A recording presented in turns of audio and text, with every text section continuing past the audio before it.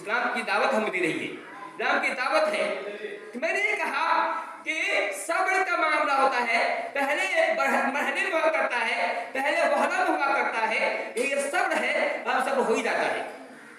صبر کے فائدے میں سے ایک اور فائدہ میں بتانا چاہتا ہوں۔ آپ صلی اللہ علیہ وسلم حضرت عطا بن ابی رباح فرماتے ہیں کہ ایک مرتبہ عبداللہ بن عباس نے مجھ سے کہا کہ اے عطا، میں تمہیں نہ بتاؤں، تمہیں ایک ایسی عورت دکھاؤں جو جنتی ہے، ایک ایسی عورت نہ دکھاؤں، یہ مطلب سودا، ایک ایسی عورت نہ دکھاؤں جو جنتی ہے، کیونکہ نبی نے کہہ دیا یہ عورت جنتی ہے۔ کہا حضور کون نہیں؟ کہا کہ میں صلی اللہ علیہ وسلم کے ساتھ تھا، اس اسنا میں ایک عورت آئی تھی اور کہا تھا، وہ عورت کالی کالوٹی عورت آئی تھی، کہا تھا انی اسرو، نبی صلی اللہ علیہ وسلم مجھے مرگی آتی ہے، مجھے مرگی کا مرض ہے۔ ایک عورت آ رہی ہے کہ رسول اللہ علیہ وسلم مجھے مرگی آتی ہے تو اتکشف، اب ننگ ہو جاتی ہوں، جب مرگی مجھے آتی ہے تو مجھے ہوش نہیں رہتا، میں ہوش تو کھو دیتی ہوں اور میرا سر کھل جاتا ہے، میں ستری ہو جاتی ہے، میں پردگی ہو جاتی ہے۔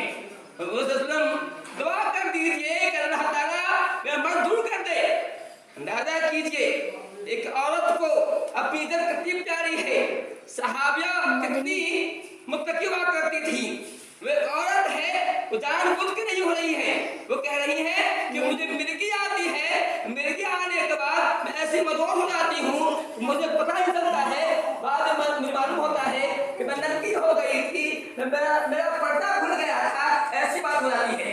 اندازہ کیجئے گا کتنا ان کو پیچھے کا خیال ہے، کتنا پردے کا خیال ہے۔ ہماری ماں اور بہنوں کے لیے جو پیغام ہے کہ ہماری مائیں بہنیں ہوش میں رہتی ہیں، وہ مجنون نہیں ہے، ان کو مرگی کی بیماری نہیں ہے، وہ پاگل نہیں ہے۔ اس کے بعد ہماری ماں اور بہنوں کا حال یہ ہوتا ہے ان کے یہاں پردے کا لحاظ نہیں ہے، وہ اپنے یہاں پردے کا لحاظ نہیں کرتی، ان کے سر کھلے ہوتے ہیں، ان کا بدن کھلا ہوتا ہے، لیکن کپڑے اتنے تنگ ہوتے ہیں، کپڑا پہننے کے بعد وہ ننگی ہوتی ہیں، کپڑے اتنے چست ہوتے ہیں، اتنے باریک ہوتے ہیں، کپڑا پہننے کے بعد ان کے اعضاء نمایاں ہوا کرتے ہیں۔ مجھے کہہ رہا تھا، وہ عورت کہہ رہی ہے کہ انی اسرو واتکشف، میرا یہ حال ہے کہ مجھے مرگی آتی ہے، مرگی آنے کے بعد میری یہ حال ہو جاتی ہے کہ میں ننگی ہو جاتی ہوں، میں سر کھل جاتا ہے۔ آپ دعا کر دیجئے اللہ تعالیٰ سے کہ اللہ تعالیٰ میری مرگی کو دور کر دے۔